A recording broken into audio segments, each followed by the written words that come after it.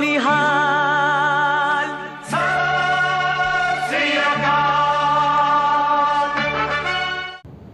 ਪੰਚਾਇਤਨਾਮਾ ਅਤੇ ਕੇਸੀ ਵਿਰਾਸਤ ਦੇ ਸਾਂਝੇ ਦਰਸ਼ਕਾਂ ਲਈ ਅੱਜ ਅਸੀਂ ਇੱਕ ਡਿਬੇਟ ਲੈ ਕੇ ਆਏ ਹਾਂ। ਨਿਵੇਕਲੇ ਅੰਦਾਜ਼ 'ਚ ਪੇਸ਼ ਕਰਨ ਦੀ ਕੋਸ਼ਿਸ਼ ਕਰਾਂਗੇ ਔਰ ਅੱਜ ਮੇਰੇ ਨਾਲ ਨੇ ਗੁਰਪ੍ਰੀਤ ਸਿੰਘ ਸੰਧੂ ਜੀ।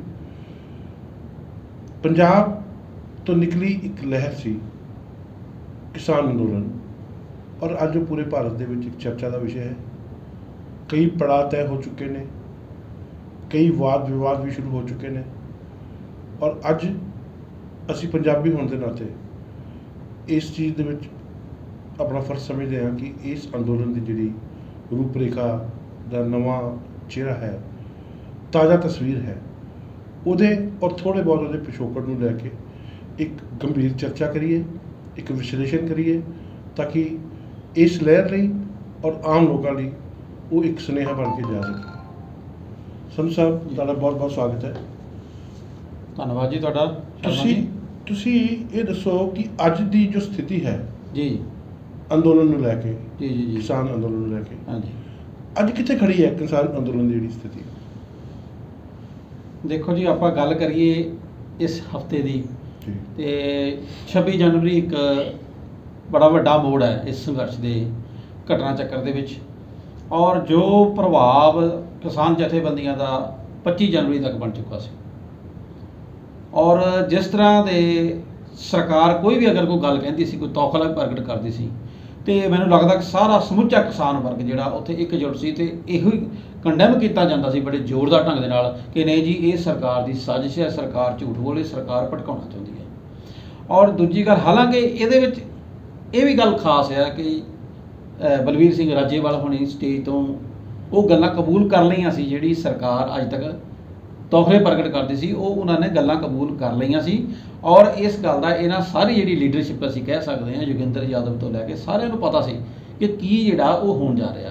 ਪਰ ਮੈਨੂੰ ਲੱਗਦਾ ਕਿਤੇ ਕਿ ਅੱਧ ਵਿਚਾਲੇ ਫਸ ਗਏ ਦੋਨੇ। ਵੈਸੇ ਵੀ ਕੀ ਕਹਿੰਦੇ ਹੁੰਦੇ ਵੀ ਆਵੇ ਤਾਂ ਕੋਹੜੀ ਛੱਡੇ ਦਾ ਕਲੰਕੀ ਜੀ। ਸੋ ਉਹ ਹਾਲਾਤ ਜਿਹੜੀ ਹੈ, ਮੈਨੂੰ ਲੱਗਦਾ ਜਿਹੜੀ ਕਿਸਾਨ ਲੀਡਰਸ਼ਿਪ ਹੈ ਜਿਹੜੀ ਕਿ ਖਾਸ ਤੌਰ 'ਤੇ ਅਸੀਂ ਕਹਿੰਦੇ ਮਾਰਕਸਵਾਦ ਨਾਲ ਸੰਬੰਧਿਤ ਹੈ, ਖੱਬੇ ਪੱਖੀ ਜਿਹੜੀ ਧਿਰ ਨਾਲ ਲੋਕ ਸਮਝੇ ਜਾਂਦੇ, ਉਹਨਾਂ ਦੀ ਹਾਲਤ ਸੀ। ਉਹ ਕਹਿ ਵੀ ਰਹੇ ਸੀਗੇ ਤੇ ਲੇਕਿਨ ਉਹਨੂੰ ਸਾਜ਼ਿਸ਼ ਵੀ ਸਰਕਾਰ ਦੀ ਦੱਸ ਰਹੇ ਸੀ। ਕਿਤੇ ਨਾ ਕਿਤੇ ਮੈਨੂੰ ਲੱਗਦਾ ਕਿ ਉਹ ਇਹ ਸੋਚ ਰਹੇ ਸੀ ਕਿ ਸਾਰੀ ਜਿਹੜੀ ਗੇਂਦ ਆ ਉਹ ਸਰਕਾਰ ਦੇ ਪਾਲੇ 'ਚ ਰਵੇ। ਸਰਕਾਰ ਕੁਝ ਵੀ ਗੱਲ ਕਹਿੰਦੀ ਤਾਂ ਲੋਕ ਇਕੱਠੇ ਹੋ ਕੇ ਰਿਐਕਟ ਕਰਨ ਵੀ ਸਰਕਾਰ ਗਲਤ ਕਹਿ ਰਹੀ ਹੈ ਔਰ ਸਰਕਾਰ ਕੋਈ ਨਾ ਕੋਈ ਗਲਤੀ ਕਰੇ। ਉਹਦੇ ਹਾਲਾਤ ਜਿਹੜੇ ਮੈਨੂੰ ਲੱਗਦਾ ਲੀਡਰਸ਼ਿਪ ਵੱਲੋਂ ਬਣਾਏ ਜਾ ਰਹੇ ਸੀ ਕਿ ਸਰਕਾਰ ਗਲਤੀ ਕਰੇ ਜੇ ਕੋਈ ਕਰਨੀ ਹੈ। ਔਰ ਉਹ ਜਿਹੜੇ ਹਾਲਾਤ ਸੀਗੇ 26 ਤਰੀਕ ਤੋਂ ਬਾਅਦ 26 ਤਰੀਕ ਨੂੰ ਉਹ ਕੰਮ ਹੋਇਆ, ਪਰ ਉਹ ਨਹੀਂ ਹੋਇਆ ਜੋ ਕਿਸਾਨ ਆਗੂ ਸੋਚਦੇ ਸੀ ਹੋਣਗੇ ਇਸ ਰਣਨੀਤੀ 'ਚ। 26 ਜਨਵਰੀ ਜਿਹੜੀ ਹੈ ਉਹ ਸਾਡਾ ਬਹੁਤ ਹੀ ਅਹਿਮ ਜਿਹੜਾ ਇੱਕ ਦਿਨ ਆ ਗਣਤੰਤਰ ਦਾ, ਤੇ ਉਹਦੇ ਸਾਰੇ ਦੇਸ਼ ਦੀਆਂ ਭਾਵਨਾਵਾਂ ਉਹਦੇ ਨਾਲ ਜੁੜੀਆਂ ਹੁੰਦੀਆਂ ਨੇ। ਉਹਨੂੰ ਠੀਕ ਹੈ, ਉਹਨਾਂ ਨੂੰ ਇੱਕ ਆਪਣੇ ਦਿਖਾਵੇ ਲਈ ਕੈਸ਼ ਵੀ ਕਰਨਾ ਚਾਹੁੰਦੀ ਸੀ ਕਿਸਾਨ ਜਥੇਬੰਦੀਆਂ, ਪਰ ਉਹਨਾਂ ਨੂੰ ਨਾਲ ਦੀ ਨਾਲ ਮੈਨੂੰ ਲੱਗਦਾ ਕਿ ਇਸ ਮੌਕੇ ਨੂੰ ਉਹਨਾਂ ਨੇ ਸਰਕਾਰ 'ਤੇ ਦਬਾਅ ਪਾਉਣ ਲਈ ਇੱਕ ਹਥਿਆਰ ਵਜੋਂ ਵਰਤਣਾ ਚਾਹਿਆ। ਪਰ ਮੈਨੂੰ ਲੱਗਦਾ ਕਿ ਜਿਹੜਾ ਉਹ ਕੰਮ ਕਰਨਾ ਚਾਹੁੰਦੇ ਸੀ ਉਹ ਕਿਤੇ ਬਾਜੀ ਜਿਹੜੀ ਹੈ ਉਹ ਕਿਸਾਨ ਆਗੂਆਂ ਦੀ ਫਿਲਹਾਲ ਜਿਹੜੀ ਹੈ ਉਹ ਪੁੱਠੀ ਪੈ ਗਈ। ਔਰ ਉਸ ਤੋਂ ਬਾਅਦ ਦੇ ਹੁਣ ਤੁਸੀਂ ਹਾਲਾਤ ਦੇਖੋ, ਕੱਲ੍ਹ ਦੀਆਂ ਖਬਰਾਂ ਆ ਰਹੀਆਂ ਸੀ ਕਿ ਗਾਜ਼ੀਪੁਰ ਬਾਰਡਰ ਜਿਹੜਾ ਹੈ ਉੱਥੇ ਵੀ ਆਮ ਲੋਕ ਜਿਹੜੇ ਇਕੱਠੇ ਹੋ ਗਏ, ਆਮ ਲੋਕਾਂ ਨੇ ਉਹਨਾਂ ਦਾ ਵਿਰੋਧ ਕਰਨਾ ਸ਼ੁਰੂ ਕਰਤਾ, ਕਹਿਤਾ ਜੀ ਇੱਥੋਂ ਤੁਸੀਂ ਆਪਣਾ ਜਿਹੜਾ ਉਹ ਡੰਡਾ ਡੰਗੋਰੀ ਚੱਕ ਲਓ। ਔਰ ਉਹਦੇ ਵਿੱਚ ਇਹ ਵੀ ਆਇਆ ਵੀ ਯੂਪੀ ਦੇ ਮੁੱਖ ਮੰਤਰੀ ਨੇ ਆਦੇਸ਼ ਕਰ ਦਿੱਤੇ ਕਿ ਇਹ ਰਾਤ ਨੂੰ ਗਾਜ਼ੀਪੁਰ ਬਾਰਡਰ ਤੋਂ ਸੰਘਰਸ਼ ਚੁਕਾ ਦਿਓ ਔਰ ਡੀਸੀ ਨੇ ਇੱਥੇ ਆਰਡਰ ਕਰਕੇ ਧਾਰਾ 144 ਵੀ ਲਾਈ ਹੈ, ਕੋਈ 133 ਤਹਿਤ ਉਹਨਾਂ ਨੂੰ ਆਰਡਰ ਵੀ ਕੀਤੇ, ਖਾਲੀ ਕਰ ਜਾਣ ਦੀਆਂ ਗੱਲਾਂ ਕੀਤੀਆਂ, ਦਬਾਅ ਬਣਾਇਆ ਗਿਆ। ਉਹਦੇ 'ਚ ਬਹੁਤ ਸਾਰੇ ਲੋਕ ਜਿਹੜੇ ਮੈਂ ਕਹਿੰਦਾ ਵੀ ਗਾਜ਼ੀਪੁਰ ਬਾਰਡਰ ਤੋਂ ਇੱਕ ਵਾਰੀ ਤਾਂ 90% ਜਿਹੜੇ ਕਿਸਾਨ ਨੇ ਯੂਪੀ ਦੇ ਉਹ ਉੱਥੋਂ ਰਵਾਨਗੀ ਕਰ ਗਏ ਸੀਗੇ। ਪਰ ਉਸ ਤੋਂ ਬਾਅਦ ਜੋ ਟਕੈਤ ਸਾਹਿਬ ਦਾ ਜੋ ਜਜ਼ਬਾਤ ਸਾਹਮਣੇ ਆਉਂਦੇ ਨੇ, ਉਹਨਾਂ ਦੇ ਹੰਝੂ ਸਾਹਮਣੇ ਆਉਂਦੇ ਨੇ, ਉਸ ਤੋਂ ਬਾਅਦ ਉਹਨਾਂ ਦਾ ਜੋਸ਼ ਸਾਹਮਣੇ ਆਉਂਦਾ ਔਰ ਲਗਾਤਾਰ ਜੋ ਲਾਈਵ ਹੋ ਰਹੇ ਸੀ, ਉਹਨਾਂ ਨੇ ਜਿਹੜੇ ਸਿੰਘੂ ਬਾਰਡਰ 'ਤੇ ਹੋਰ ਟਿਕਰੀ ਬਾਰਡਰ 'ਤੇ ਬੈਠੇ ਜਿਹੜੇ ਸੰਘਰਸ਼ੀ ਸੀਗੇ ਕਿਸਾਨ, ਉਹਨਾਂ ਦੇ ਵਿੱਚ ਇੱਕ ਨਵੇਂ ਸੁਨੇਹੇ ਦਾ ਸੰਚਾਰ ਕੀਤਾ, ਨਵੀਂ ਊਰਜਾ ਦਾ ਸੰਚਾਰ ਕੀਤਾ ਔਰ ਉਹਨਾਂ ਲੋਕਾਂ ਨੇ ਵਾਹੋਦਾਹੀ ਉਹ ਫਿਰ ਗਾਜ਼ੀਪੁਰ ਬਾਰਡਰ ਵੱਲ ਨੂੰ ਜਿਹੜੀ ਆ ਉਹ ਰਵਾਨਗੀ ਪਾਤੀ। ਔਰ ਉਹਦੇ ਨਾਲ ਹਾਲਾਤ ਇਹੋ ਜਿਹੇ ਬਣ ਗਏ ਕਿ ਉਸ ਹਾਲਾਤ ਦੇ ਵਿੱਚ ਕਿਤੇ ਨਾ ਕਿਤੇ ਜਿਹੜਾ ਪ੍ਰਸ਼ਾਸਨ ਸੀ ਉਹਨੂੰ ਬੈਕਫੁੱਟ 'ਤੇ ਜਾਣਾ ਪੈ ਗਿਆ ਔਰ ਉਸ ਬੈਕਫੁੱਟ 'ਤੇ ਜਾਣ ਤੋਂ ਬਾਅਦ ਕਿਸਾਨ ਸੰਘਰਸ਼ ਜਿਹੜਾ ਇੱਕ ਵਾਰ ਫਿਰ ਮਜ਼ਬੂਤ ਹੁੰਦਾ ਜਿਹੜਾ ਉਹ ਨਜ਼ਰ ਆ ਰਿਹਾ ਸੀ। ਅੱਛਾ, ਹੁਣ ਇਹ ਤਾਂ ਸੀ ਮੇਰੀ ਗੱਲ। ਹੁਣ ਮੈਂ ਇਹ ਜਾਣਨਾ ਚਾਹੁੰਦਾ ਕਿ ਉਸ ਤੋਂ ਇਲਾਵਾ ਜਿਹੜੇ ਇਸ ਵੇਲੇ ਹਾਲਾਤ ਨੇ ਮੈਂ ਸਮਝਦਾ ਕਿ ਤੁਹਾਡੀ ਜਿਹੜੀ ਬੜੀ ਪਾਰਖੂ ਨਜ਼ਰ ਹੁੰਦੀ ਹੈ। ਮੈਨੂੰ ਲੱਗਦਾ ਤੁਸੀਂ ਵੀ ਜ਼ਰੂਰ ਦਰਸ਼ਕਾਂ ਨਾਲ ਸਾਂਝਾ ਕਰੋ ਕਿ ਤੁਸੀਂ ਕੀ ਸੋਚਦੇ ਹੋ ਕਿ ਇਸ ਹਾਲਾਤ ਵਿੱਚ ਹੋਰ ਕਿਹੜੀ ਗੱਲ ਜਿਹੜੀ ਹੈ ਉਹ ਕੀ ਖੱਟਿਆ ਤੇ ਕੀ ਗਵਾਇਆ। ਸੰਧੂ ਸਾਹਿਬ, ਤੁਹਾਡੀ ਮੈਂ ਉਸ ਗੱਲ ਨਾਲ ਇਨ ਬਿਨ ਸਹਿਮਤ ਹਾਂ ਕਿ 25 ਅਗਸਤ ਤੱਕ ਜੋ ਸਥਿਤੀ ਸੀ, ਜੋ ਪਕੜ ਕਿਸਾਨ ਸੰਗਠਨਾਂ ਦੀ ਸੀ ਜੀ ਜੀ, ਉਹ 26 ਤੋਂ ਬਾਅਦ ਉਹਦਾ ਹੂੰ। ਸਾਰਾ ਖੇਲ ਜਿਹੜਾ ਪਲਟ ਚੁੱਕਾ। ਹੂੰ 25 ਤੱਕ ਹਾਲਾਤ ਇਹ ਸੀ ਕਿ ਕਿਸਾਨ ਜਥੇਬੰਦੀਆਂ ਨੂੰ ਸਰਕਾਰ ਬੁਲਾਉਂਦੀ ਸੀ ਲੰਬੀ ਮੀਟਿੰਗ ਲਈ, ਹੂੰ ਔਰ ਇਹਨਾਂ ਦੇ ਆਗੂ ਜਾ ਕੇ ਸਿੱਧੇ ਅੱਖਾਂ ਪਾ ਕੇ ਗੱਲ ਕਰਦੇ ਸੀ ਔਰ ਪੁੱਛਦੇ ਸੀ, ਸਿੱਧਾ ਸਿੱਧਾ ਜਵਾਬ ਦਿਓ, ਹਾਂ ਜਾਂ ਨਾ। ਜੀ ਬਿਲਕੁਲ। ਔਰ ਸਰਕਾਰ ਦੇ ਮੰਤਰੀ ਜਿਹੜੇ ਸੀ ਹੂੰ ਉਹਨੂੰ ਪਸੀਨੇ ਆ ਜਾਂਦੇ ਸੀ, ਹੂੰ ਉਹ ਮੀਟਿੰਗ ਵਿੱਚ ਛੱਡ ਕੇ ਅਲੱਗ ਮੀਟਿੰਗਾਂ ਕਰਦੇ ਸੀ, ਹੂੰ ਔਰ ਉਹਨਾਂ ਦਾ ਸਰਕਾਰ ਦਾ ਬਿਲਕੁਲ ਕਮਜ਼ੋਰ ਪੱਖ ਜਿਹੜਾ ਸੀ ਹੂੰ ਉਹ ਇਸ ਕਰਕੇ ਸਾਹਮਣੇ ਆ ਰਿਹਾ ਸੀ ਕਿ ਅੰਦੋਲਨ ਜਿਹੜਾ ਸੀ ਜੀ ਉਹ ਬਹੁਤ ਹੀ ਜ਼ਿਆਦਾ ਡਿਸਪਲਿਨਡ ਹੂੰ ਔਰ ਬਹੁਤ ਹੀ ਜ਼ਿਆਦਾ ਪੀਸਫੁਲ ਸੀ। ਜੀ ਜੀ ਇਹ ਉਸ ਦੀ ਸ਼ਕਤੀ ਸੀ, ਉਹਦਾ ਸ਼ਾਂਤ ਹੋਣਾ ਹੂੰ ਔਰ ਉਹਦਾ ਅਨੁਸ਼ਾਸਨ ਵਿੱਚ ਹੋਣਾ, ਅਨੁਸ਼ਾਸਨ ਜਿਹੜਾ ਇਕਜੁੱਟ ਇਕਜੁੱਟ। ਜੀ। ਔਰ ਸਰਕਾਰ ਨੇ ਸ਼ਾਇਦ ਉਸ ਤੋਂ ਪਹਿਲਾਂ ਕਈ ਹਰਬੇ ਕੀਤੇ ਹੋਣਗੇ, ਹੂੰ ਲੇਕਿਨ ਕਿਸਾਨ ਸੰਗਠਨ ਦੇ ਨੇਤਾ ਜਿਹੜੇ ਸੀ ਹੂੰ ਉਹ ਇਕਜੁੱਟ ਸੇ, ਹੂੰ ਔਰ ਨਾ ਉਹਨਾਂ ਨੇ ਕੋਈ ਐਸੀ ਗਲਤੀ ਕੀਤੀ ਹੂੰ ਜਿਹਦਾ ਸਰਕਾਰ ਕੋਈ ਫਾਇਦਾ ਉਠਾ ਸਕੇ। ਜੀ। ਲੇਕਿਨ ਇੱਕ ਗਲਤੀ ਕਰ ਗਏ। ਹੂੰ ਮੈਂ ਇੱਥੇ ਜੀ ਜੀ ਥੋੜਾ ਜਿਹਾ ਤੁਹਾਨੂੰ ਪੁਆਇੰਟ ਆਫ ਵਿਊ ਵੱਖਰਾ ਰੱਖਦਾ। ਹੂੰ 26 ਜਨਵਰੀ ਦਾ ਦਿਨ ਉਹਨਾਂ ਨੂੰ ਪਰੇਡ ਵਾਸਤੇ ਨਹੀਂ ਸੀ ਚੁਣਨਾ ਚਾਹੀਦਾ। ਹੂੰ ਇਹ ਸਭ ਤੋਂ ਸੈਂਸਿਟਿਵ ਮਸਲਾ ਸੀ, ਔਰ ਇੱਥੇ ਦੋ ਵਾਰੀ ਹੂੰ ਦੋਹਰੇ ਤੌਰ ਤੇ ਹੂੰ ਇਸ ਕਿਸਾਨ ਜਥੇਬੰਦੀ ਨੂੰ ਭਟਕਾਉਣ ਵਾਲਾ, ਹੂੰ ਭੜਕਾਉਣ ਵਾਲਾ ਹੂੰ ਔਰ ਕਰਾਹੇ ਪਾਉਣ ਵਾਲਾ ਹੂੰ ਯੋਗਿੰਦਰ ਯਾਦਵ ਹੈ। ਜੀ।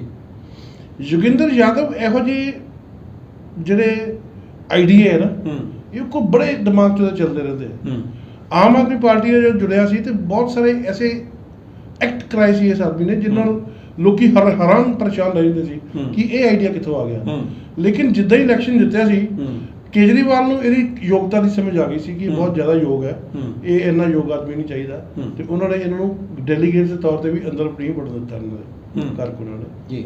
ਔਰ ਉੱਥੇ ਬਾਹਰ ਬੈਠੇ ਰਹਿੰਦੇ ਰਹੇ ਹੂੰ ਸੀ। ਉਸ ਬੰਦੇ ਨੇ ਹੂੰ 26 ਜਨਵਰੀ ਦਾ ਦਿਨ ਜਿਹੜਾ ਸੀ ਹੂੰ ਉਹ ਕਿਸਾਨ ਦੀ ਪਰੇਡ ਵਾਸਤੇ ਇਹ ਕਹਿ ਕੇ ਪ੍ਰਦਰਸ਼ਿਤ ਕੀਤਾ ਕਿ ਇੱਦਾਂ ਅਗਰ ਕਰ ਲਈਏ ਤਾਂ ਬਹੁਤ ਦੂਰ ਤੱਕ ਨਾਮ ਹੋ ਜਾਏਗਾ। ਹੂੰ ਔਰ ਤੁਹਾਨੂੰ ਸਾਰੇ ਪੰਜਾਬੀਆਂ ਦਾ ਪਤਾ ਇਹ ਭਾਵੁਕ ਨੇ, ਹੂੰ ਔਰ ਨਵੇਂ ਆਈਡੀਆ ਦਾ ਇਹ ਆਦਰ ਮਾਣ ਵੀ ਕਰਨਾ ਜਾਣਦੇ ਨੇ, ਹੂੰ ਤੇ ਇਹਨਾਂ ਨੂੰ ਇਹ ਮਹਿਸੂਸ ਹੋਇਆ ਕਿ ਹਾਂ ਜੀ। ਇਹ ਬਹੁਤ ਅੱਛਾ ਆਈਡੀਆ ਰਹੇਗਾ। ਹੂੰ। ਇਹਦੇ ਨਾਲ ਪੂਰੇ ਦੇਸ਼ ਦੀ ਜਿਹੜੀ ਪਰੇਡ ਹੋਣੀ ਹੈ ਉਹਦੇ ਪੈਰਲਲ ਸਾਡੀ ਪਰੇਡ ਦੇ ਉੱਪਰ ਵਰਲਡ ਦੀ ਮੀਡੀਆ ਜਿਹੜੀ ਹੈ ਹੂੰ ਉਹਦੀ ਨਜ਼ਰ ਰਹੇਗੀ, ਹੂੰ। ਦੁਨੀਆ ਦੀ ਨਜ਼ਰ ਰਹੇਗੀ, ਕਿਉਂਕਿ ਇੱਕ ਨਵੇਕਲਾ ਕੰਮ ਹੋਏਗਾ, ਹੂੰ ਪਹਿਲੀ ਵਾਰੀ ਹੋਏਗਾ। ਜੀ ਜੀ ਇਤਿਹਾਸ ਤੋਂ ਪਹਿਲਾਂ, ਇਤਿਹਾਸ ਵਿੱਚ ਇਸ ਹੋਇਆ ਤੋਂ ਨਹੀਂ। ਪਹਿਲਾਂ ਕਦੀ ਹੋਇਆ ਨਹੀਂ। ਜੀ ਜੀ ਤੇ ਇਸ ਕਰਕੇ ਇਹ ਜਿਹੜਾ ਮਸਲਾ ਹੈ ਇਹ ਆਪਣੇ ਆਪ ਦੇ ਵਿੱਚ ਬਹੁਤ ਜ਼ਿਆਦਾ ਜਿਹੜਾ ਸੀ ਨਾ ਉਹ ਐਕਸਕਲੂਸਿਵ ਕਿਸਮ ਦਾ ਸੀ। ਜੀ ਜੀ ਪਰ ਇਹਦੇ ਖਤਰੇ ਸੀ, ਹੂੰ ਔਰ ਬਹੁਤ ਸਾਰੇ ਖਤਰੇ ਸੀ। ਜੀ ਜੀ ਇਹਦਾ ਸਭ ਤੋਂ ਪਹਿਲਾ ਖਤਰਾ ਜਿਹੜਾ ਸੀ ਹੂੰ ਉਹ ਇਹ ਸੀ ਕਿ ਪੈਰਲਲ ਪਰੇਡ ਕਰਨ ਲਈ ਹੂੰ ਸਰਕਾਰ ਮੰਨੇਗੀ ਜਾਂ ਨਹੀਂ ਮੰਨੇਗੀ। ਹੂੰ ਉਸ ਵੇਲੇ ਇਹਨਾਂ ਨੂੰ ਇਹ ਲੱਗਿਆ ਹੂੰ ਕਿ ਅਸੀਂ ਇਹ ਸ਼ਬਦ ਰੱਖਾਂਗੇ ਕਿ ਕੀ ਅਸੀਂ ਇਸ ਦੇਸ਼ ਦੇ ਨਾਗਰਿਕ ਨਹੀਂ, ਹੂੰ। ਕਿ ਕਿਸਾਨ ਜੈ ਜਵਾਨ ਔਰ ਜੈ ਕਿਸਾਨ ਦਾ ਨਾਰਾ ਸਿਰਫ ਫालतू ਗੱਲਾਂ ਕਰਨ ਵਾਸਤੇ ਹੀ ਹਾਂ ਹੈ। ਬਿਲਕੁਲ ਜੀ, ਉਹ ਗੱਲਾਂ ਹੋਈਆਂ ਵੀ ਨੇ। ਠੀਕ ਹੈ ਨਾ? ਹਾਂ ਜੀ।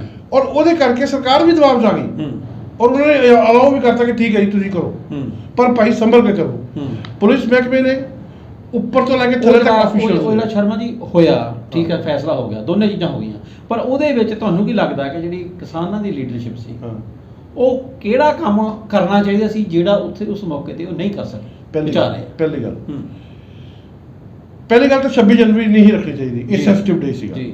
ਜੇ ਅਗਰ ਰੱਖ ਲਈ ਸੀ ਹਾਂ। ਤੇ ਉਹਦੇ ਲਈ ਜਿਸ ਤਰੀਕੇ ਨਾਲ ਇਹਨਾਂ ਨੇ ਆਪਣੇ ਆਪ ਨੂੰ ਪੇਸ਼ ਕੀਤਾ, ਹੂੰ ਉਹ ਤੋਂ ਇਹ ਮੈਸੇਜ ਸੀ ਸਾਰੀ ਦੁਨੀਆ ਨੂੰ, ਮੀਡੀਆ ਨੂੰ, ਸਰਕਾਰ ਨੂੰ, ਜੀ ਕਿ ਇਹ ਜਿਹੜੇ 37 ਬੰਦੇ ਆ ਇਹਨਾਂ ਦਾ ਪੂਰਾ ਕੰਟਰੋਲ ਹੈ, ਜੀ ਇਹਨਾਂ ਦੇ ਬਿਨਾ ਪੱਤਾ ਨਹੀਂ ਹਿੱਲਣਾ, ਹੂੰ ਔਰ ਜੋ ਇਹ ਚਾਹੁੰਦੇ ਆ ਉਹੀ ਹੋਏਗਾ। ਇਸ ਲਈ ਜੀ। ਬਾਰ-ਬਾਰ ਮੀਟਿੰਗ ਕਰਕੇ ਇਹਨਾਂ ਦਾ ਰੂਟ ਤੈਅ ਕੀਤੇ ਗਏ, ਹੂੰ। ਕਿੱਥੋਂ ਚੱਲਣਾ, ਕਿੰਨੇ ਵਜੇ ਚੱਲਣਾ, ਕਿੱਥੇ ਰੁਕਣਾ, ਹੂੰ। ਕੀ ਕਰਨਾ, ਇਹ ਸਾਰਾ ਕੁਝ ਤੈਅ ਹੋ ਰਿਹਾ ਸੀ। ਹੂੰ ਔਰ ਉਸ ਤੋਂ ਬਾਅਦ ਯੋਗਿੰਦਰ ਯਾਦਵ ਨੇ ਇੱਕ ਨਵੀਂ ਗੱਲ ਰੱਖੀ ਕਿ ਅਸੀਂ ਸਰਕਾਰ ਕੋਲੋਂ ਰਿਟਨ ਪਰਮਿਸ਼ਨ ਲੈ ਕੇ ਹੀ ਕੱਢਾਂਗੇ, ਕਿਉਂਕਿ ਕੱਲ ਨੂੰ ਕੋਈ ਨਾ ਕੋਈ ਘਟਨਾ ਹੋਈ ਤੇ ਸਾਡੇ ਤੇ ਦੋਸ਼ ਦਿੱਤਾ ਜਾਏਗਾ। ਔਰ ਉਸ ਚੱਕਰ ਦੇ ਵਿੱਚ 37 ਦੇ 37 ਲੀਡਰਾਂ ਦੇ ਸਾਈਨ ਕਰਵਾ ਕੇ ਸਰਕਾਰ ਨੂੰ ਦੇ ਦਿੱਤੇ ਗਏ, ਔਰ ਉਹ ਸਰਕਾਰ ਦੇ ਕੋਲ ਇੱਕ ਡਾਕੂਮੈਂਟ ਆ ਗਿਆ ਵੀ ਇਹ 37 ਬੰਦੇ ਜਿਹੜੇ ਆ ਇਹੀ ਲੀਡ ਕਰਦੇ ਆ ਅੰਦੋਲਨ ਦਾ, ਮਤਲਬ ਇਹ 37 ਲੀਡਰ ਅੰਦੋਲਨ ਦੇ ਵਿੱਚ ਅਗਰ ਕੋਈ ਚਿੜੀ ਵੀ ਫੜਕੇਗੀ ਤੇ ਇਹਨਾਂ ਦੀ ਮਰਜ਼ੀ ਨਾਲ ਫੜਕੇਗੀ, ਔਰ ਅਗਰ ਕੋਈ ਜ਼ਿੰਮੇਵਾਰੀ ਵਾਲੀ ਗੱਲ ਹੋਏਗੀ ਤਾਂ ਵੀ ਇਹਨਾਂ ਦੀ ਹੋਏਗੀ। ਪਰ ਮੈਨੂੰ ਲੱਗਦਾ ਕਿ ਇਸ ਗੱਲ ਨੂੰ ਸ਼ਾਇਦ ਕਿਸਾਨ ਲੀਡਰ ਪਹਿਲਾਂ ਮਹਿਸੂਸ ਨਹੀਂ ਕਰ ਪਾਏ, ਜਾਂ ਉਹਨਾਂ ਨੇ ਕੀਤਾ ਵੀ ਤੇ ਗੇਮ ਉਹਨਾਂ ਦੇ ਹੱਥੋਂ ਨਿਕਲ ਚੁੱਕੀ ਸੀ, ਔਰ ਉਹਨਾਂ ਨੇ ਉਹ ਜਿਹੜੀ ਉਹੀ ਫਿਰ ਗੱਲ ਹੈ ਕਿ ਕਬੂਲ ਨਹੀਂ ਕਰ ਪਾਏ, ਔਰ ਸਰਕਾਰ ਨੂੰ ਜ਼ਿਆਦਾ ਕਹਿੰਦੇ ਕਿ ਜੀ ਆਹ ਜਿਹੜੇ ਫਲਾਣੇ ਬੰਦੇ ਆ ਇਹ ਸਾਡੇ ਕੰਟਰੋਲ 'ਚ ਨਹੀਂ ਗਏ, ਇਹਨਾਂ ਲੋਕਾਂ ਦੇ ਉੱਤੇ ਤੁਸੀਂ ਨਜ਼ਰ ਰੱਖੋ, ਇਹਨਾਂ ਤੇ ਤੁਸੀਂ ਕਾਰਵਾਈ ਕਰੋ। ਰਾਜੇਵਾਲ ਜੀ ਨੇ 6 ਦਿਨ ਪਹਿਲਾਂ ਕਬੂਲ ਕਰ ਲਿਆ ਸੀ ਜੀ ਕਿ ਸਭ ਅੱਛਾ ਨਹੀਂ ਹੈ। ਜੋ ਲੋਕ ਇੱਥੇ ਮੈਂ ਚਿਹਰੇ ਦੇਖ ਰਿਹਾ ਉਹ ਸਾਰੇ ਉਸ ਸੋਚਦੇ ਨਹੀਂ ਹੈ ਜੋ ਸਾਡੀ ਸੋਚ ਹੈ। ਔਰ ਉਹਨਾਂ ਨੇ ਇੱਕ ਬੜੀ ਵਧੀਆ ਗੱਲ ਕਹੀ ਸੀ, ਉਹਨੇ ਕਿਹਾ ਸੀ ਅਗਰ ਕਿਸੇ ਕਿਸਮ ਦਾ ਕੋਈ ਅੰਦੋਲਨ ਹੋਰ ਇਸ ਅਰਥ ਚਲਾਉਣ ਦੀ ਕੋਸ਼ਿਸ਼ ਕੀਤੀ ਜਾ ਰਹੀ ਹੈ ਤੇ ਮੈਂ ਉਹਨਾਂ ਨੂੰ ਕਹਿ ਦਿੰਦਾ ਕਿ ਚੁੱਪ ਕਰਕੇ ਆਪਣੀ ਜ਼ਮੀਨ ਅਲੱਗ ਤਲਾਸ਼ ਕਰੋ, ਇਹ ਸਾਡੀ ਜ਼ਮੀਨ ਤੇ ਨਾ ਖੇਡੋ। ਇਹ ਕਿਸਾਨ ਦਾ ਅੰਦੋਲਨ ਹੈ। ਉਹਨਾਂ ਨੇ ਮੁੰਡਿਆਂ ਨੂੰ ਪੰਜਾਬ ਦੇ ਵਿੱਚ ਇੱਕ ਮੈਸੇਜ ਦਿੱਤਾ ਜੀ ਕਿ ਕੋਈ ਜੁਗਾੜ ਨਾ ਬਣਾਓ, ਕੋਈ ਚੀਜ਼ ਨਾ ਕਰੋ, ਇਦਾਂ ਦੀ ਕੋਈ ਭੜਕਾਊ ਗੱਲ ਨਾ ਕਰੋ ਜਿਹੜੀ ਹਮਲਾ ਕਰਨ ਵਾਸਤੇ ਨਹੀਂ ਆ ਰਹੇ। ਅਸੀਂ ਦੇਸ਼ ਦੇ ਨਾਗਰਿਕਾਂ ਨੂੰ ਆਪਣਾ ਰੋਸ ਦੱਸਣ ਵਾਸਤੇ ਸਰਕਾਰ ਨੂੰ ਉਹਦਾ ਕੀ ਅਸਰ ਹੋਇਆ? ਕੋਈ ਅਸਰ ਨਹੀਂ ਹੋਇਆ। ਮੈਨੂੰ ਲੱਗਦਾ ਕਿ ਜਿਹੜੇ ਕਾਰਵਾਈ ਪਾਉਣਾ ਚਾਹੁੰਦੇ ਸੀ ਸਗੋਂ ਇਸ ਗੱਲੋਂ ਸੁਚੇਤ ਹੋ ਗਏ, ਉਹਨਾਂ ਨੇ ਆਪਣੀਆਂ ਗੁਪਤ ਮੀਟਿੰਗਾਂ ਕੀਤੀਆਂ। ਔਰ ਦੇਖੋ ਤਿਆਰੀ ਕਰ ਲਈ। ਦੇਖੋ ਜਿਹੜੀ 26 ਤਰੀਕ ਨੂੰ ਇਹ ਘਟਨਾ ਵਾਪਰਨ ਤੋਂ ਬਾਅਦ ਰਾਜੇਵਾਲ ਸਾਹਿਬ ਨੇ ਕਿਹਾ ਕਿ ਜੀ ਪੰਧੇਰ ਜ਼ਿੰਮੇਦਾਰ ਹੈ, ਪੰਨੂ ਜ਼ਿੰਮੇਦਾਰ ਹੈ, ਸਿੱਧੂ ਜ਼ਿੰਮੇਦਾਰ ਹੈ, ਹੋਰ ਵੀ ਜਿਹਦਾ ਵੀ ਨਾਂ ਲਿਆ ਹੋਵੇ।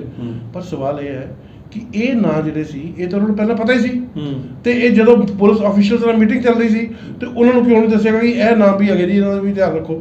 ਜਾਂ ਇਹ ਹੋ ਸਕਦਾ ਸੀ ਵੀ 37 ਨੇ ਸਾਈਨ ਕੀਤੇ ਸੀ, ਉਹਨਾਂ ਦੇ ਵੀ ਸਾਈਨ ਕਰਾਉਂਦੇ ਜਿਨ੍ਹਾਂ ਤੇ ਸ਼ੱਕ ਸੀ, ਇਹਨਾਂ ਨੂੰ ਵੀ ਸ਼ਰਾਰਤ ਕਰ ਸਕਦੇ ਆ। ਉਸ ਤੋਂ ਨਾਲ ਦੀ ਗੱਲ ਕਿਆ ਇਹ ਜਾ ਰਿਹਾ ਹੈ ਕਿ ਰਾਤ 10 ਵਜੇ ਤੋਂ ਬਾਅਦ 25 ਤਰੀਕ ਨੂੰ ਉੱਥੇ ਮਾਈਕ ਖੋ ਕੇ ਤੇ ਸਟੇਜ ਤੇ ਕਬਜ਼ਾ ਕਰ ਲਿਆ ਗਿਆ ਸੀ ਕਿ ਉਸ ਵੇਲੇ ਐਸਾ ਹਾਲਾਤ ਦੇਖਦੇ ਹੋਏ ਕਿ ਆਖਰੀ ਮੌਕੇ ਦੇ ਉੱਪਰ ਸਾਡੇ ਇੱਥੋਂ ਗੇਮ ਖੋਹ ਲਈ ਗਈ ਹੈ ਔਰ ਬਹੁਤ ਬੱਚਿਆਂ ਨੂੰ ਭੜਕਾਇਆ ਜਾ ਰਿਹਾ, ਉਹ ਮੌਕਾ ਸੀ ਜਿਹੜਾ ਵੱਡਾ ਫੈਸਲਾ ਲੈਂਦਾ ਸੀ ਕਿ ਉਸੇ ਵੇਲੇ ਅਨਾਉਂਸ ਕਰ ਦਿੱਤਾ ਜਾਂਦਾ ਕਿ ਇਹ ਸਵੇਰ ਤੋਂ ਮਾਰਚ ਨਹੀਂ ਨਿਕਲੇਗਾ।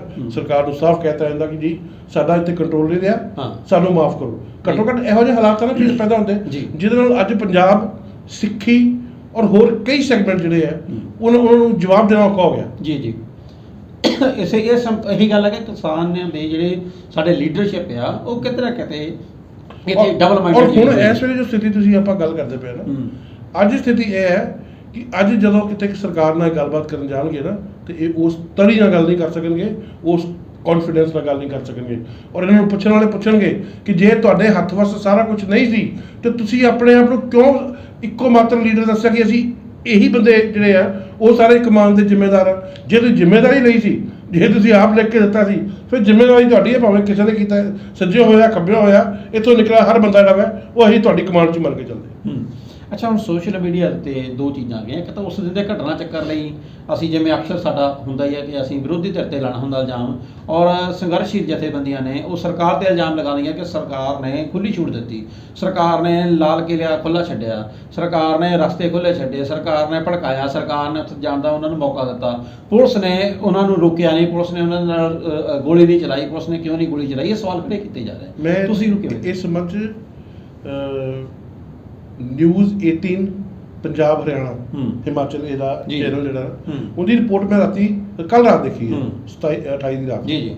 ਕਿਉਂਕਿ ਮੌਕੇ ਤੇ ਜਿਹੜੀ ਲਾਈਵ ਰਿਪੋਰਟਿੰਗ ਹੁੰਦੀ ਹੈ ਉਹਦੇ ਨਾਲ ਕਈ ਜਗ੍ਹਾ 20 ਕੈਮਰੇ ਅਲੱਗ ਤੋਂ ਕੰਮ ਕਰ ਰਹੇ ਹੁੰਦੇ ਆ, ਲੇਕਿਨ ਲਾਈਵ ਤਾਂ ਇੱਕੋ ਹੀ ਚੀਜ਼ ਨਜ਼ਰ ਆਏਗੀ, ਬਾਕੀ ਚੀਜ਼ਾਂ ਫਿਰ ਬਾਅਦ ਚ ਹੌਲੀ ਹੌਲੀ ਬਾਹਰ ਆਉਂਦੀਆਂ। ਇੱਕ ਤਾਂ ਗੱਲ ਇਹ ਹੈ ਕਿ ਲਾਲ ਕਿਲ੍ਹੇ ਦਾ ਜਿਹੜਾ ਦਰਵਾਜ਼ਾ ਹੈ ਉਹ ਖੁੱਲ੍ਹਾ ਨਹੀਂ ਸੀ, ਤੋੜਿਆ ਗਿਆ ਸੀ। ਬੰਦ ਦਰਵਾਜ਼ਾ ਹੈ, ਉੱਤੇ ਬੱਚੇ ਚੜ ਗਏ ਆ, ਉੱਤੇ ਭੜਕ ਕੇ ਬੰਦੇ ਚੜੇ ਹੋਏ ਆ, ਔਰ ਉੱਪਰਲੇ ਪਾਸੋਂ ਜਿਹੜਾ ਮਾੜਾ ਜਿਹਾ ਗੈਪ ਸੀਗਾ ਉੱਥੋਂ ਥੱਲੇ ਉਤਰ ਕੇ ਅੰਦਰੋਂ ਦਰਵਾਜ਼ਾ ਖੋਲ੍ਹਿਆ ਗਿਆ। ਇੱਕ ਤਾਂ ਇਹ ਗੱਲ। ਦੂਜੀ ਗੱਲ ਕਿ ਪੁਲਿਸ ਜਿਹੜੀ ਸੀ, ਪੁਲਿਸ ਨੇ ਉੱਥੇ ਅੱਤ ਦਰਜੇ ਦੀ ਸ਼ਾਂਤੀ ਦਿਖਾਈ ਹੈ, ਅੱਤ ਦਰਜੇ ਦਾ ਧੈर्य ਦਿਖਾਇਆ।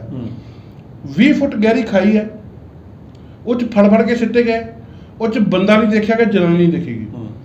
ਉਪਦਰਵੀਆਂ ਨੇ, ਮੈਂ ਇਹ ਸ਼ਬਦਾਂ ਨਾਲ ਇਸਤੇਮਾਲ ਕਰਾਂਗਾ, ਮੈਂ ਉਹਨੂੰ ਕਿਸਾਨ ਨਹੀਂ ਕਹਿ ਸਕਦਾ, ਸ਼ਰਾਰਤੀ, ਸੌਰੀ, ਮੈਂ ਉਹਨਾਂ ਨੂੰ ਕਿਸਾਨ ਨਹੀਂ ਮੰਨ ਸਕਦਾ ਜਿਨ੍ਹਾਂ ਨੇ ਹਰਕਤ ਕੀਤੀ, ਸ਼ਰਾਰਤੀ ਅਨਸਰ ਹੈ।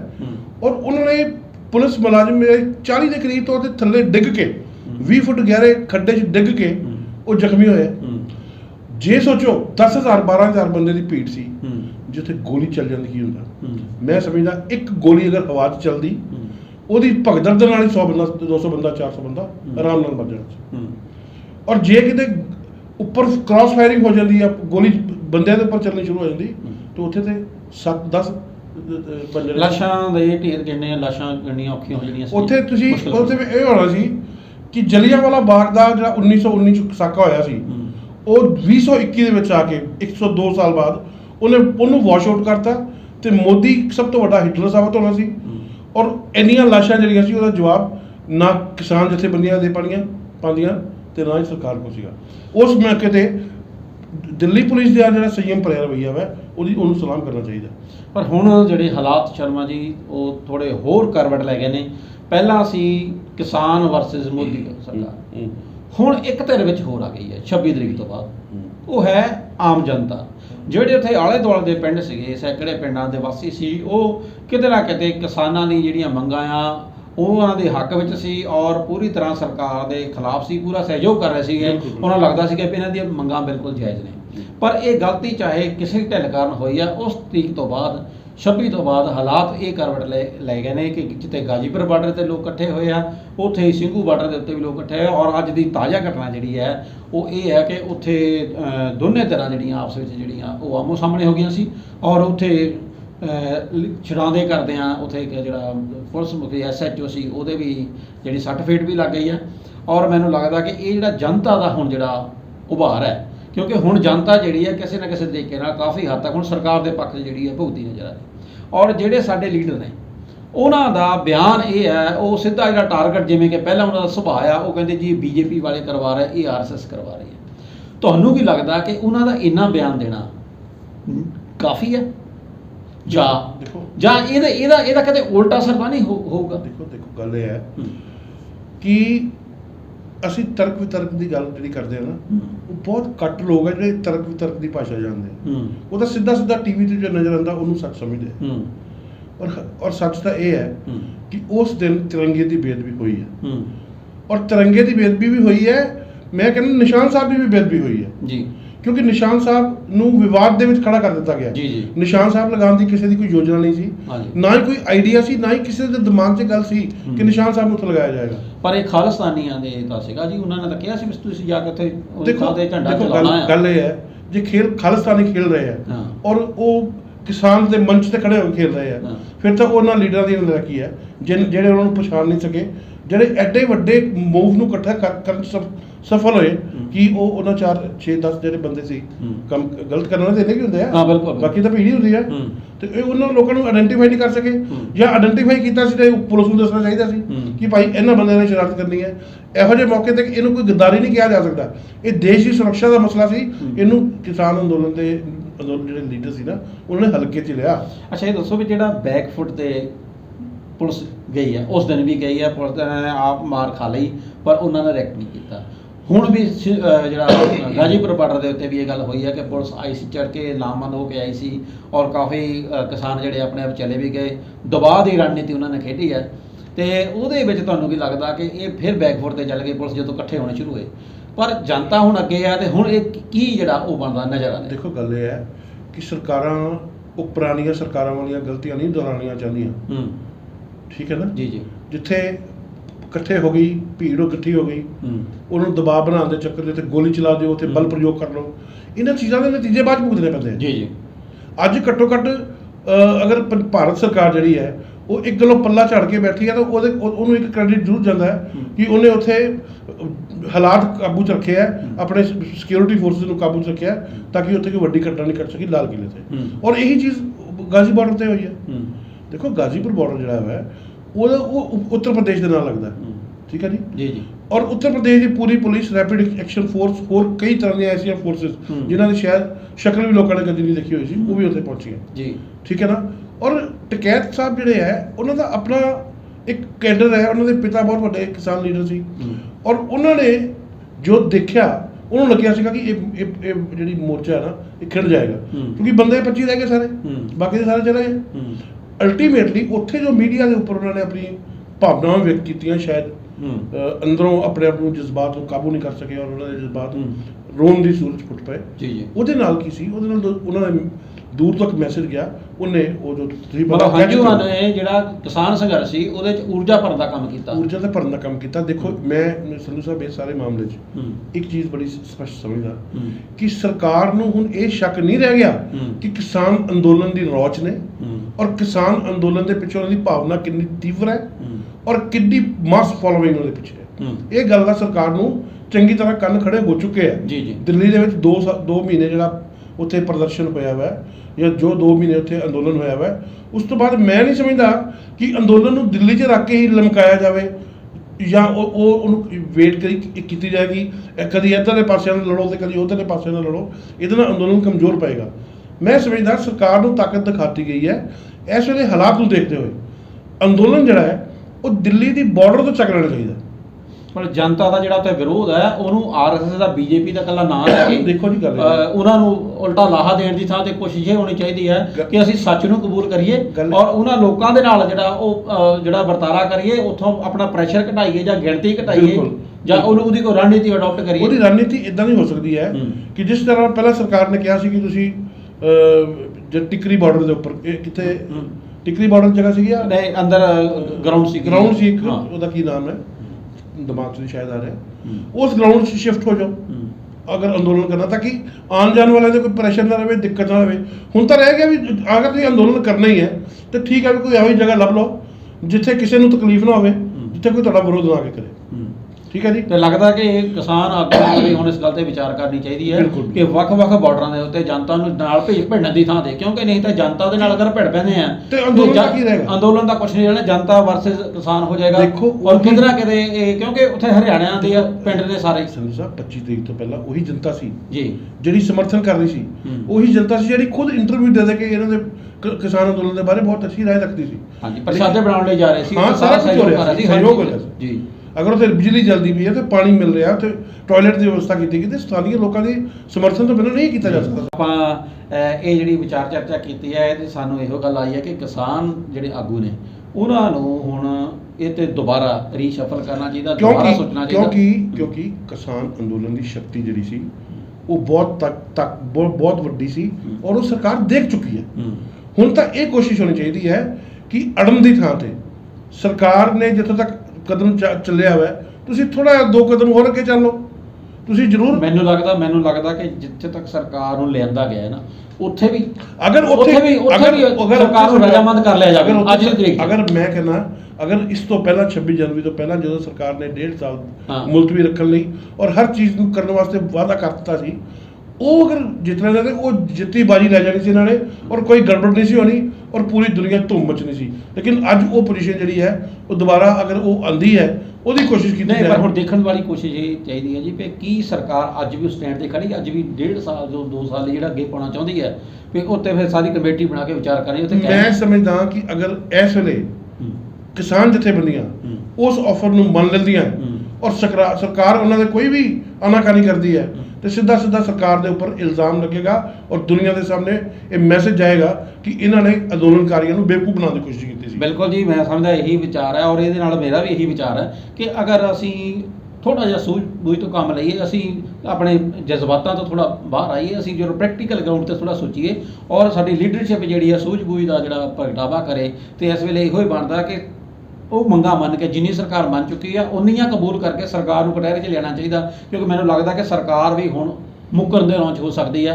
ਅਗਰ ਹੁਣ ਸਰਕਾਰ ਮੁਕਰੇਗੀ ਤੇ ਫਿਰ ਸਰਕਾਰ ਦੇ ਉੱਪਰ ਗੇਂਦ ਜਿਹੜੀ ਹੈ ਫਿਰ ਸਰਕਾਰ ਦੇ ਪਾਲੇ ਚਲੇ ਜਾਏਗੀ, ਫਿਰ ਕਿਸਾਨ ਸੰਗਠਨ ਜਿਹੜੇ ਆ ਉਹਨਾਂ ਦਾ ਪ੍ਰੈਸ਼ਰ ਘਟ ਜਾਏਗਾ। ਉਮੀਦ ਹੈ ਸਾਡੀ ਇਸ ਗੱਲਬਾਤ ਤੋਂ ਬਾਅਦ ਜਿਹੜੀ ਹੈ ਉਹ ਸਾਡੀ ਵੱਧ ਤੋਂ ਵੱਧ ਸਾਡੇ ਦਰਸ਼ਕ ਜਿਹੜੇ ਉਹਨੂੰ ਵਾਇਰਲ ਕਰਨਗੇ ਔਰ ਇਹ ਸਾਡੀ ਜਿਹੜੀ ਗੱਲਬਾਤ ਹੈ ਕਿਸਾਨ ਆਗੂਆਂ ਤੱਕ ਵੀ ਪਹੁੰਚੇਗੀ ਔਰ ਸਰਕਾਰ ਦੇ ਤੱਕ ਵੀ ਪਹੁੰਚੇਗੀ ਔਰ ਉਮੀਦ ਕਰਦੇ ਹਾਂ ਕਿ ਇਹੋ ਜਿਹੀ ਅਗਰ ਰਣਨੀਤੀ ਕੋਈ ਅਖਤਿਆਰ ਕੀਤੀ ਜਾਂਦੀ ਹੈ ਜਿਹਦੇ ਵਿੱਚੋਂ ਕਿ ਇੱਕ ਚੰਗੇ ਨਤੀਜੇ ਆ ਸਕਦੇ ਆ ਔਰ ਦੇਸ਼ ਦੇ ਵਿੱਚ ਵੀ ਸ਼ਾਂਤੀ ਹੁੰਦੀ ਆ ਔਰ ਸਾਡੇ ਜਿਹੜਾ ਖਾਸ ਤੌਰ ਤੇ ਪੰਜਾਬ ਦੇ ਜਿਹੜੇ ਇੰਨੇ ਨੌਜਵਾਨ ਇੰਨੇ ਬਜ਼ੁਰਗ ਜਿਹੜੇ ਸਰਹੱਦਾਂ ਤੇ ਬੈਠੇ ਆ ਉਹਨਾਂ ਦੀ ਜਿਹੜੀ ਮਿਹਨਤ ਆ ਉਹ ਵੀ ਵਾਰੇ ਆਉਂਦੀ ਆ ਔਰ ਉਹਨਾਂ ਦਾ ਜਿਹੜਾ ਅੱਗੇ ਖੂਨ ਡੁੱਲਣ ਦੀਆਂ ਜਿਹੜੀਆਂ ਸੰਭਾਵਨਾਵਾਂ ਜਿਹੜੀਆਂ ਬਣਦੀਆਂ ਜਾ ਰਹੀਆਂ ਉਹਨਾਂ ਤੋਂ ਵੀ ਬਚਾਅ ਹੋ ਸਕਦਾ। ਇੱਥੇ ਅਸੀਂ ਗੱਲਬਾਤ ਖਤਮ ਕਰਦੇ ਹਾਂ। ਬਹੁਤ ਬਹੁਤ ਧੰਨਵਾਦ ਜੀ ਸਾਰੇ ਦਰਸ਼ਕਾਂ ਦਾ। बोले सोनिहार।